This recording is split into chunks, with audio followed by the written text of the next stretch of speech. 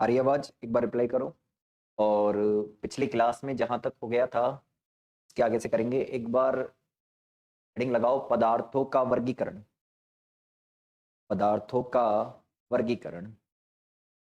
Next heading लगानी है पदार्थों का वर्गीकरण। तो पदार्थों का वर्गीकरण, ये टॉपिक हम काफी बार पढ़ चुके पहले भी।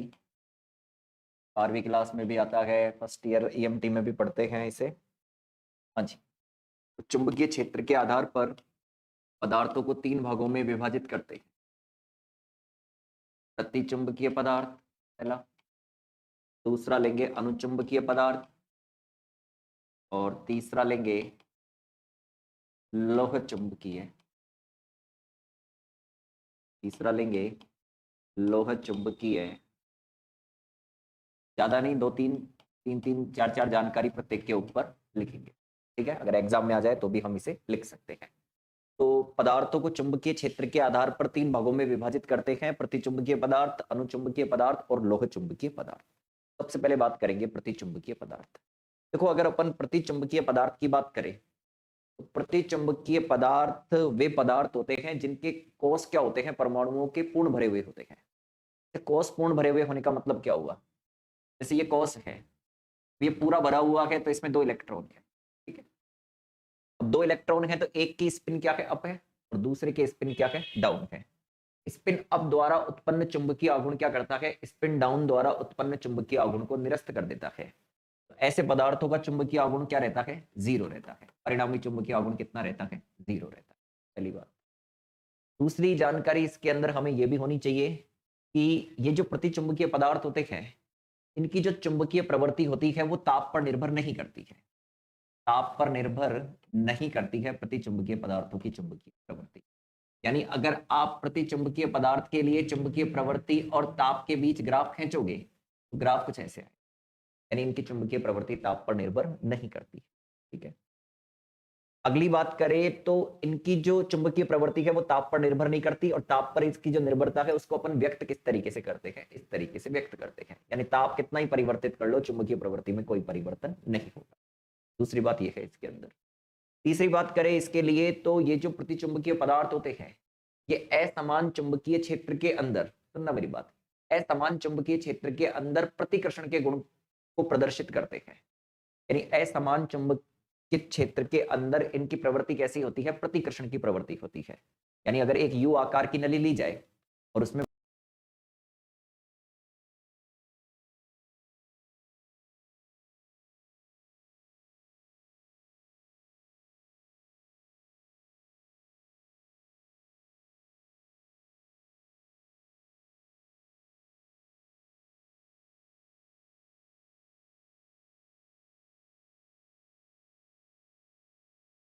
यू आकार की नली ली जाए और उसमें प्रतिचुंबकीय पदार्थ का विलयन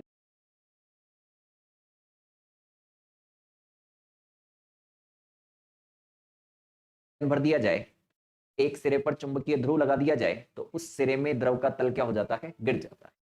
जिस सिरे पर आप क्या करोगे, यहां पर आप चुंबकीय ध्रुव लगा दोगे तो उस सिरे का तल क्या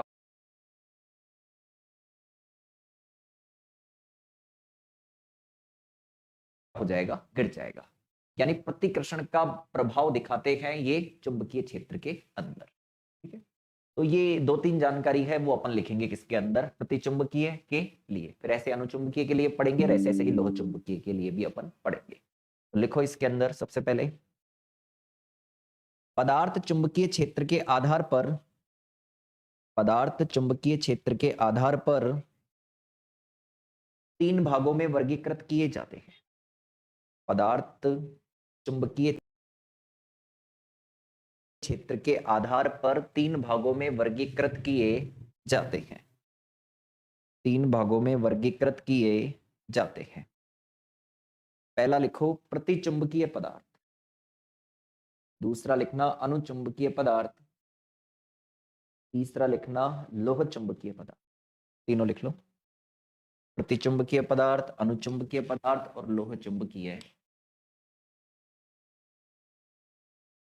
फर्स्ट लगाना इसके अंदर प्रतिचुंबकीय पदार्थ।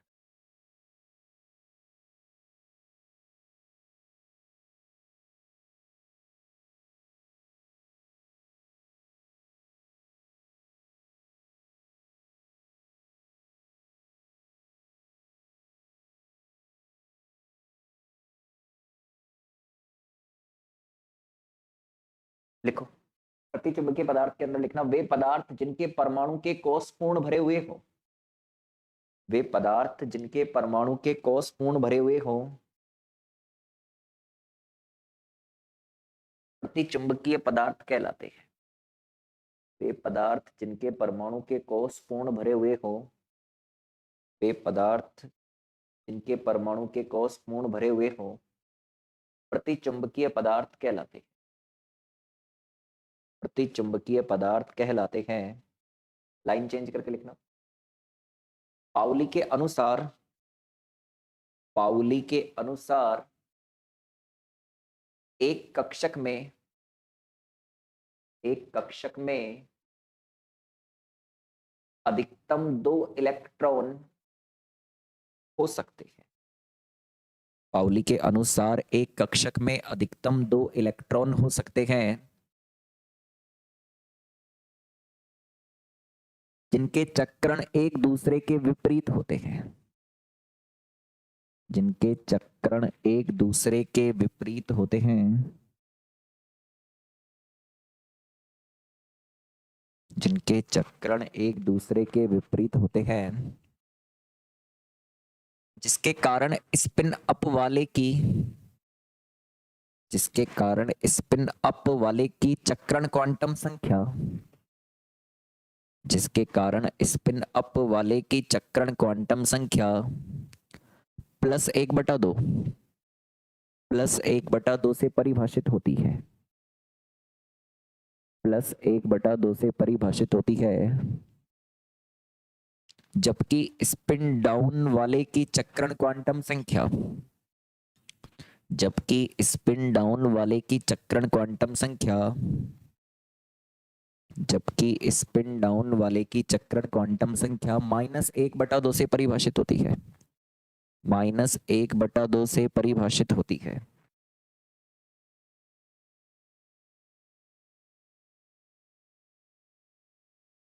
-1/2 से परिभाषित होती है। लाइन चेंज करना, पैराग्राफ चेंज करना। इलेक्ट्रॉन की चक्रण गति के कारण, इलेक्ट्रॉन की चक्रण गति के कारण चुंबकीय आघूर्ण उत्पन्न होता है।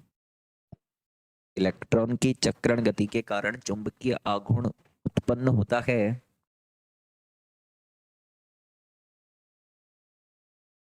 परंतु इलेक्ट्रॉन की स्पिन अप के कारण, परंतु इलेक्ट्रॉन की स्पिन अप के कारण उत्पन्न चुंबकीय आघूर्ण, परंतु इलेक्ट्रॉन की स्पिन अप के कारण उत्पन्न चुंबकीय आघूर्ण स्पिन डाउन के कारण उत्पन्न चुंबकीय आघूर्ण को निरस्त कर देता है।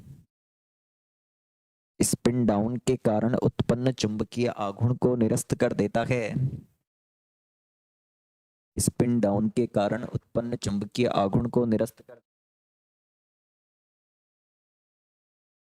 इस अवस्था में परिणामी चुंबकीय आघूर्ण का मान 0 प्राप्त होता है। इस अवस्था में परिणामी चुंबकीय आघूर्ण का मान 0 प्राप्त होता है। इस अवस्था में परिणामी चुंबकीय आघूर्ण का मान 0 प्राप्त होता है। परिणामी चुंबकीय आघूर्ण का मान 0 प्राप्त होता है। अतः वे पदार्थ जिनमें, अतः वे पदार्थ जिनमें परिणामी चुंबकीय आघूर्ण का मान 0 प्राप्त हो, अतः वे पदार्थ जिनमें परिणामी चुंबकीय आघूर्ण का मान 0 प्राप्त हो, वे पदार्थ जिनमें परिणामी चुंबकीय आघूर्ण का मान 0 प्राप्त हो प्रतिचुंबकीय पदार्थ कहलाते हैं। प्रतिचुंबकीय पदार्थ कहलाते हैं। लाइन चेंज करके लिखना। प्रतिचुंबकीय पदार्थों की चुंबकीय प्रवृत्ति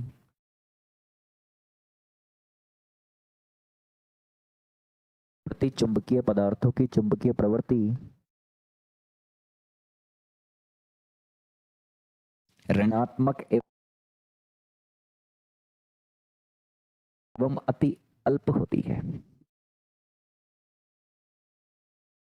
प्रतिचुंबकीय पदार्थों की चुंबकीय प्रवृत्ति ऋणात्मक एवं अति अल्प होती है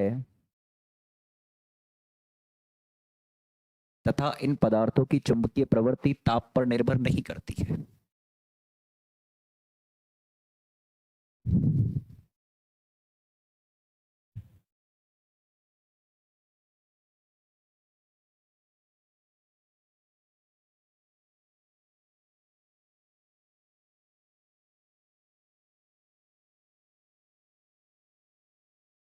बनाओगे डायग्राम?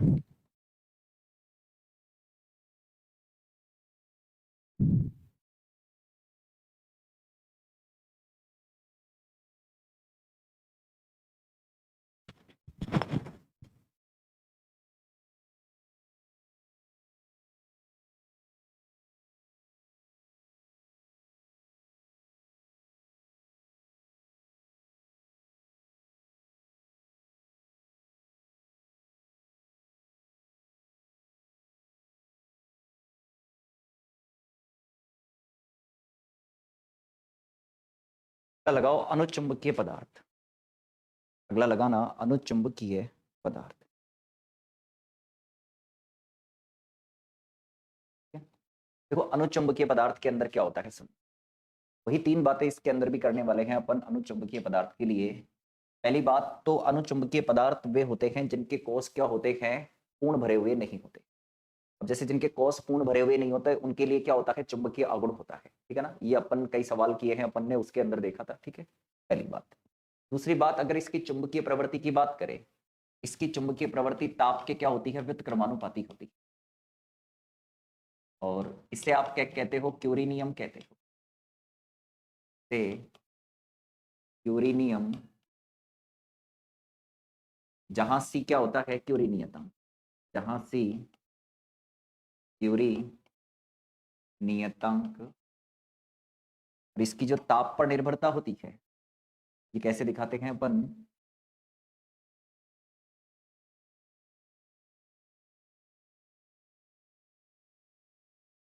दिखाई। तो ये होता है यहाँ पर क्यूरी का। इसकी जो चुंबकीय प्रवृत्ति होती है वो भी अल्प होती है, पर क्या होती है, धनात्मक होती है, ठीक है। लिखो इसके अंदर वही तीन बातें। अनुचुंबकीय पदार्थ लिखना इसके अंदर।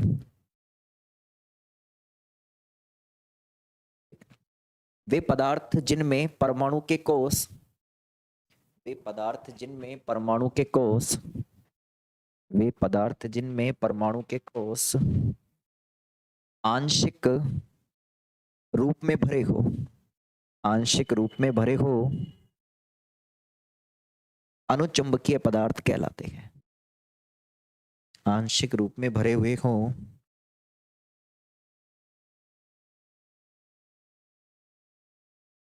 अनुचुंबकीय पदार्थ कहलाते हैं।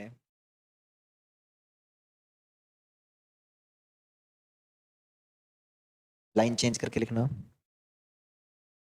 इलेक्ट्रॉन की, सॉरी ऐसे लिखना, हम जानते हैं कि, ऐसे लिखो, हम जानते हैं कि चक्रण गति के कारण चक्रण चुंबकीय आघूर्ण उत्पन्न होता है।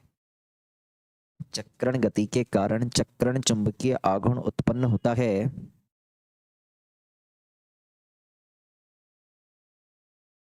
जो चक्रण कोणीय संवेग के समानुपाती होता है, जो चक्रण कोणीय संवेग के समानुपाती होता है।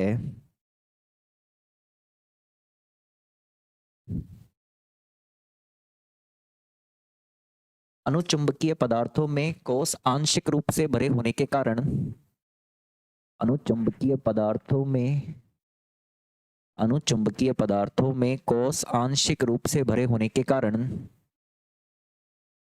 कोष आंशिक रूप से भरे हुए होने के कारण चुंबकीय आघूर्ण उत्पन्न होता है। चुंबकीय आघूर्ण उत्पन्न होता है जिसे स्थायी चुंबकीय आघूर्ण कहते हैं, जिसे स्थायी चुंबकीय आघूर्ण कहते हैं, जिसे स्थायी चुंबकीय आघूर्ण कहते हैं।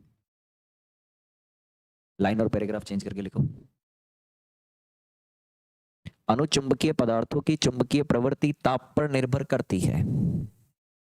अनुचुंबकीय पदार्थों की चुंबकीय प्रवृत्ति, अनुचुंबकीय पदार्थों की चुंबकीय प्रवृत्ति ताप पर निर्भर करती है। इनकी ताप पर निर्भरता क्यूरी के नियम के अनुसार दी जाती है। इनकी ताप पर निर्भरता क्यूरी के नियम के अनुसार दी जाती है, जिसके अनुसार अनुचुंबकीय पदार्थों की चुंबकीय प्रवृत्ति, जिसके अनुसार अनुचुंबकीय पदार्थों की चुंबकीय प्रवृत्ति, ये ऐसे कैसे उतार लो, सामने लिखा हुआ है।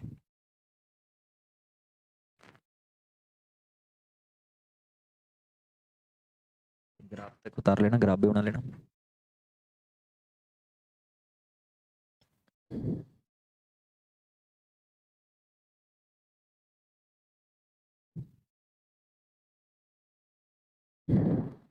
ऐसे पूछा नहीं जाता जल्दी से, पर थोड़ी बहुत जानकारी होनी चाहिए।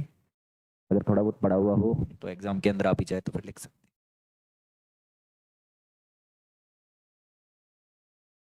क्योंकि 12th लेवल का ही है, इसमें एक डोमेन सिद्धांत आएगा, वो जरूर पूछा जा सकता है।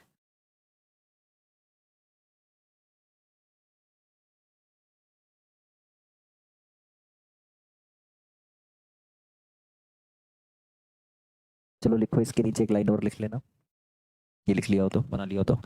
इन पदार्थों की चुंबकीय प्रवृत्ति धनात्मक एवं अति अल्प होगी। इन पदार्थों की चुंबकीय प्रवृत्ति धनात्मक एवं अति अल्प होगी। इन पदार्थों की चुंबकीय प्रवृत्ति धनात्मक एवं अति अल्प होगी। धनात्मक एवं अति अल्प होगी। ठीक है, चलो अब लगाओ आप लोग हेडिंग लोह चुंबकीय, लोह चुंबकीय। तो देखो, जो लोह चुंबकीय पदार्थ होते हैं, इनमें भी क्या होता है, स्थायी चुंबकीय आघूर्ण का गुण होता है, पहली बात। दूसरी बात, लोह चुंबकीय पदार्थ असमान चुंबकीय क्षेत्र के अंदर प्रबल चुंबकीय बल का क्या करते हैं, अनुभव करते हैं। इनकी चुंबकीय प्रवृत्ति की बात करें तो वो धनात्मक और उच्च होती है, और इनकी चुंबकीय प्रवृत्ति ताप पर निर्भर करती है। इसकी ताप पर निर्भरता क्यूरी वाइस के नियम के अनुसार दी जाती है, क्यूरी वाइस के नियम के अनुसार दी जाती है। इसे बोलते हैं क्यूरी वाइस का नियम। वाइस, जहां अपन बात करें तो सी तो क्यूरी नियतांक होता है और टीसी क्यूरी ताप होता है। टीसी क्यूरी ताप होता है। और ग्राफ अगर हम खींचना चाहें तो ऐसे दिखा सकते हैं, इधर चुंबकीय प्रवृत्ति आ जाएगा, इधर टी आ जाएगा। यहां से स्टार्ट करते हैं ये ग्राफ, इसके आगे से।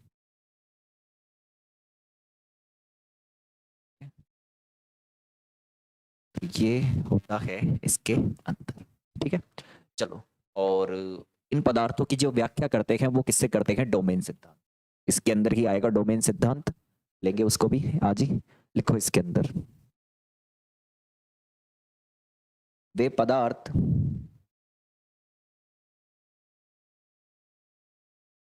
वे पदार्थ जिनमें स्थायी चुंबकीय आघूर्ण उपस्थित हो, करेंगे न्यूक्लियर भी जल्दी स्टार्ट। वे पदार्थ जिनमें स्थायी चुंबकीय आघूर्ण उपस्थित हो,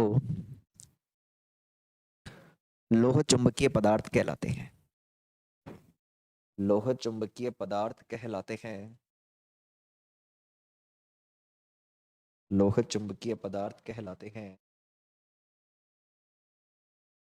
ये पदार्थ बाह्य चुंबकीय क्षेत्र में, ये पदार्थ बाह्य चुंबकीय क्षेत्र में प्रबल चुंबकीय बल का अनुभव करते हैं। ये पदार्थ बाह्य चुंबकीय क्षेत्र में प्रबल चुंबकीय बल का अनुभव करते हैं। ये पदार्थ बाह्य चुंबकीय क्षेत्र में प्रबल चुंबकीय बल का अनुभव करते हैं। इन पदार्थों की चुंबकीय प्रवृत्ति इन पदार्थों की चुंबकीय प्रवृत्ति ताप पर निर्भर करती है तथा धनात्मक एवं उच्च होती है। इन पदार्थों की चुंबकीय प्रवृत्ति ताप पर निर्भर करती है तथा धनात्मक एवं उच्च होती है तथा धनात्मक एवं उच्च होती है।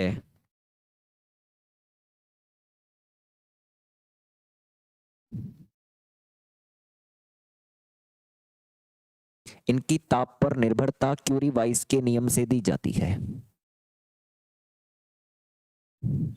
इनकी ताप पर निर्भरता क्यूरी वाइस के नियम से दी जाती है।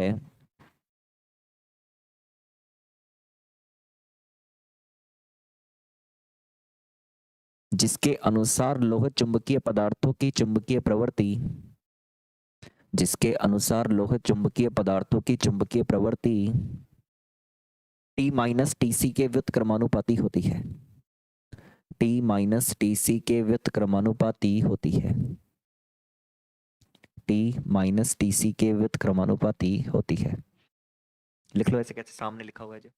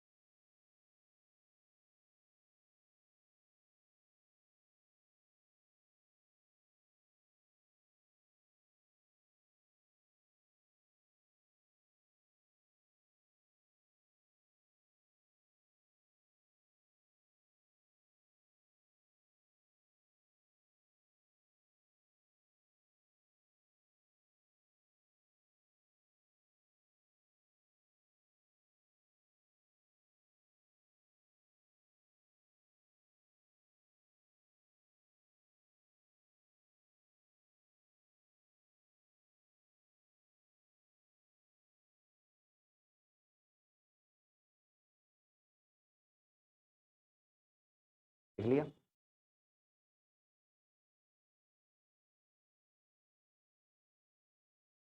चले आगे हो गया होगा ना। हाँ जी। अब लगाओ डोमेन सिद्धांत। डोमेन सिद्धांत डोमेन सही है समझ ना। देखो डोमेन सिद्धांत के अंदर क्या होता है जब तक या पहले स्टार्ट से ही लेते हैं डोमेन सिद्धांत सुनना। जो लोह चुंबकीय पदार्थ होते हैं उनमें छोटे छोटे क्षेत्र होते हैं। इन क्षेत्रों को अपन डोमेन क्षेत्र कहते हैं। इन क्षेत्रों को अपन क्या कहते हैं डोमेन क्षेत्र कहते हैं या आणविक क्षेत्र भी कहते हैं। अब होता यह है कि इन क्षेत्रों में चुंबकीय आघूर्ण होता है। अब अगर अपन टोटल चुंबकीय आघूर्ण की बात करें तो जब तक किसी प्रकार का कोई चुंबकीय क्षेत्र नहीं लगा हुआ होगा यानी बी बराबर 0 होगा उस अवस्था में क्या होता है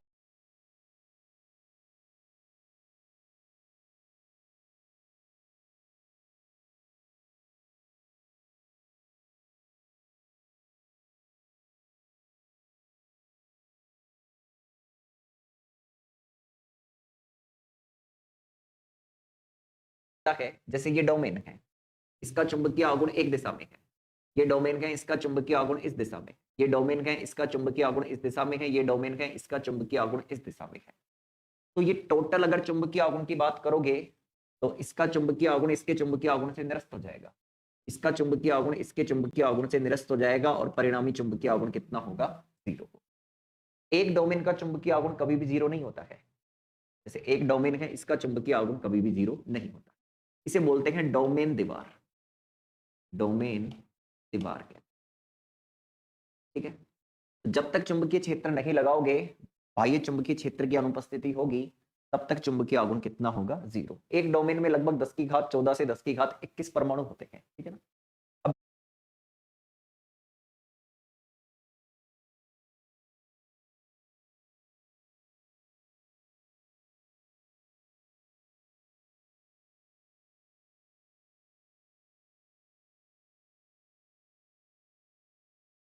जैसे ही क्या करते हैं अपन चुंबकीय आघूर्ण लगाते हैं, तो जिस दिशा में चुंबकीय आघूर्ण लगाते हैं उस दिशा वाला जो डोमेन है उसका आकार बढ़ जाता है। जैसे अपन ने इस दिशा में चुंबकीय आघूर्ण लगा दिया, इस दिशा में चुंबकीय आघूर्ण लगा दिया, तो ये वाली दिशा ये इस डोमेन क्षेत्र के अंदर है, तो इसका आकार बढ़ जाता है। का आकार तब बढ़ता है जब डोमेन दीवार का विस्थापन हो जाता है। अच्छा, डोमेन दीवार का विस्थापन कैसे होता है? ये वाला पॉइंट इधर आ जाता है, ये वाला पॉइंट इधर आ जाता है, तो कुछ ऐसे हो जाती है डोमेन दीवार, यानी कुछ इस तरीके की स्थिति यहां बन जाती है। तो ये वाला भाग का आकार बढ़ जाता है, इस वाले भाग का आकार क्या हो जाता है? बढ़ जाता है। इस वाले भाग का आकार क्या हो जाता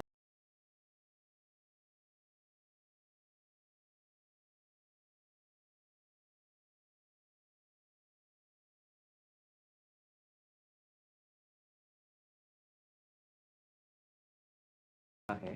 बढ़ जाता है। जैसे ही आपने चुंबकीय क्षेत्र लगा दिया, तो फिर चुंबकीय आघूर्ण जीरो नहीं होगा, चुंबकीय आघूर्ण इसमें आना प्रारंभ हो जाए।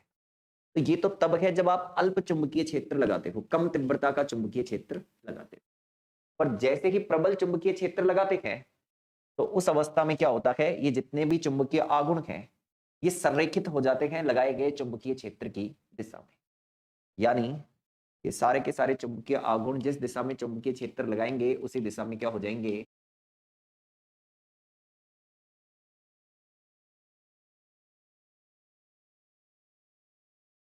संरेखित हो जाए। तो फिर B does not equal to zero. अब चुंबकीय क्षेत्र प्रबल है, तो फिर mu does not equal to zero. पदार्थ क्या हो जाता है? चुंबकित हो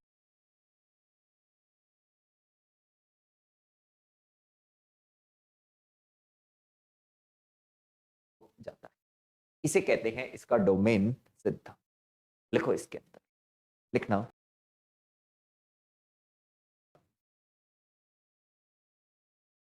नहीं, आज कहां से खत्म होगी? अभी तो बहुत सारे टॉपिक बाकी है। अभी तो अतिचालकता बाकी है पूरी की पूरी, प्रतिचुंबकीय पदार्थों के लिए चुंबकीय प्रवृत्ति का डेरिवेशन बाकी है पूरी की पूरी। ये तो लगेगा, ये वीक लग जाएगा। लिखो, लिखो। यदि पदार्थ के पास अयुग्मित इलेक्ट्रॉन, यदि पदार्थ के पास अयुग्मित इलेक्ट्रॉन उपस्थित हो, यदि पदार्थ के पास अयुग्मित इलेक्ट्रॉन उपस्थित हो, तो उसका व्यवहार अनुचुंबकीय पदार्थ की तरह होगा। तो उसका व्यवहार अनुचुंबकीय पदार्थ की तरह होगा। तो उसका व्यवहार अनुचुंबकीय पदार्थ की तरह होगा। लोह चुंबकीय पदार्थों में, लोह चुंबकीय पदार्थों में छोटे छोटे क्षेत्र उपस्थित होते हैं, छोटे छोटे क्षेत्र उपस्थित होते हैं जिनमें परमाणुओं का चुंबकीय आघूर्ण एक ही दिशा में होता है। परमाणुओं का चुंबकीय आघूर्ण एक ही दिशा में होता है, जिनमें परमाणुओं का चुंबकीय आघूर्ण एक ही दिशा में होता है। इन क्षेत्रों को डोमेन क्षेत्र कहा जाता है। इन क्षेत्रों को डोमेन क्षेत्र कहा जाता है।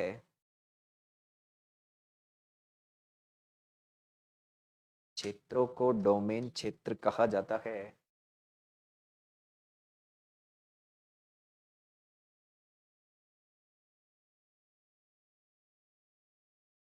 लाइन और पैराग्राफ चेंज करके लिखो। बाह्य चुंबकीय क्षेत्र की अनुपस्थिति में,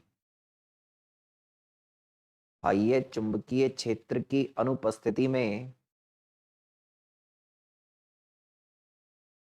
लोह चुंबकीय पदार्थों में, बाह्य चुंबकीय क्षेत्र की अनुपस्थिति में लोह चुंबकीय पदार्थों में लोह चुंबकीय पदार्थों में डोमेन इस प्रकार व्यवस्थित होते हैं कि डोमेन इस प्रकार व्यवस्थित होते हैं कि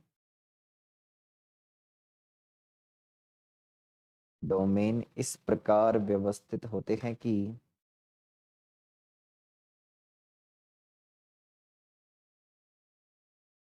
पदार्थ का परिणामी चुंबकीय आघूर्ण शून्य हो। पदार्थ का परिणामी चुंबकीय आघूर्ण शून्य हो। पदार्थ का परिणामी चुंबकीय आघूर्ण शून्य हो।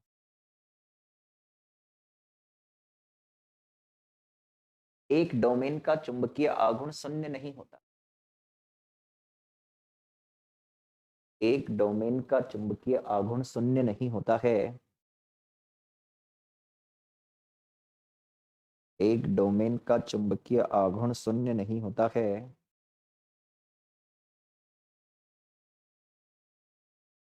परंतु कुल चुंबकीय आघूर्ण शून्य होता। परंतु कुल चुंबकीय आघूर्ण शून्य होता है। परंतु कुल चुंबकीय आघूर्ण शून्य होता है।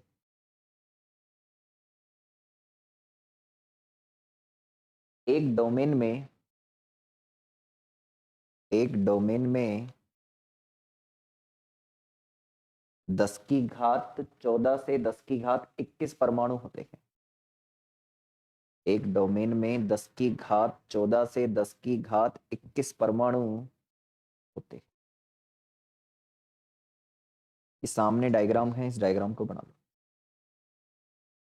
ये तीनों डायग्राम ऐसे कैसे?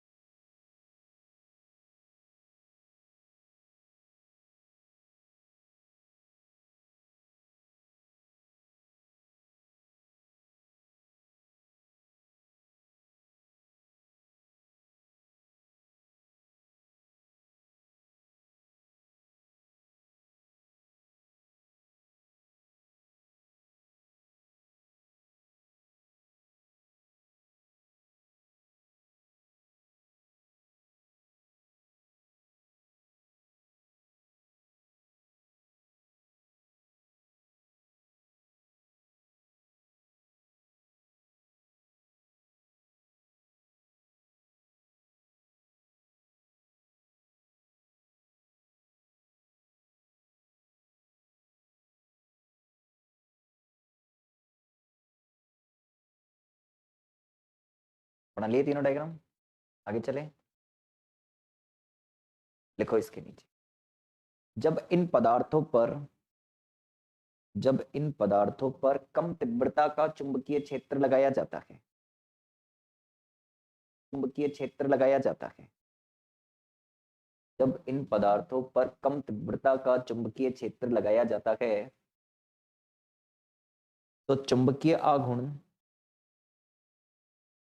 तो चुंबकीय आघूर्ण आरोपित चुंबकीय क्षेत्र की दिशा में संरेखित हो जाता है। तो चुंबकीय आघूर्ण आरोपित चुंबकीय क्षेत्र की दिशा में संरेखित हो जाता है। आरोपित चुंबकीय क्षेत्र की दिशा में संरेखित हो जाता है। जिस डोमेन की दिशा चुंबकीय क्षेत्र की दिशा में होगी, लिखना, जिस डोमेन की दिशा चुंबकीय क्षेत्र की दिशा में होगी उसका आकार बढ़ जाता है। उसका आकार बढ़ जाता है तथा अन्य का आकार कम हो जाता तथा अन्य का आकार कम हो जाता है,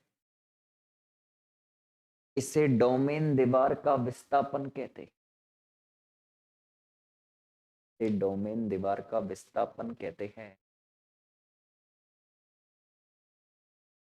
लाइन और पैराग्राफ चेंज करके लिखना।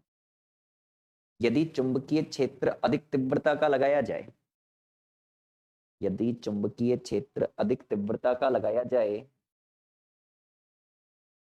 तो सभी डोमेन घूमकर आरोपित चुंबकीय क्षेत्र की दिशा में संरेखित हो जाते तो सभी डोमेन घूमकर आरोपित चुंबकीय क्षेत्र की दिशा में संरेखित हो जाते हैं तो सभी डोमेन घूमकर आरोपित चुंबकीय क्षेत्र की दिशा में संरेखित हो जाते हैं, जिससे पदार्थ में चुंबकीय आघूर्ण स्थापित हो जाता है। जिससे पदार्थ में चुंबकीय आघूर्ण स्थापित हो जाता है जिससे पदार्थ में चुंबकीय आघूर्ण स्थापित हो जाता है तथा पदार्थ चुंबकित हो जाता है तथा पदार्थ चुंबकित हो जाता है तथा पदार्थ चुंबकित हो। तो ये हो गया पदार्थों का वर्गीकरण और डोमेन सिद्धांत। ठीक है, कल स्टार्ट करेंगे अगला टॉपिक नया। तो ये डोमेन सिद्धांत आप लोगों का कंप्लीट। मिलते हैं नेक्स्ट क्लास में।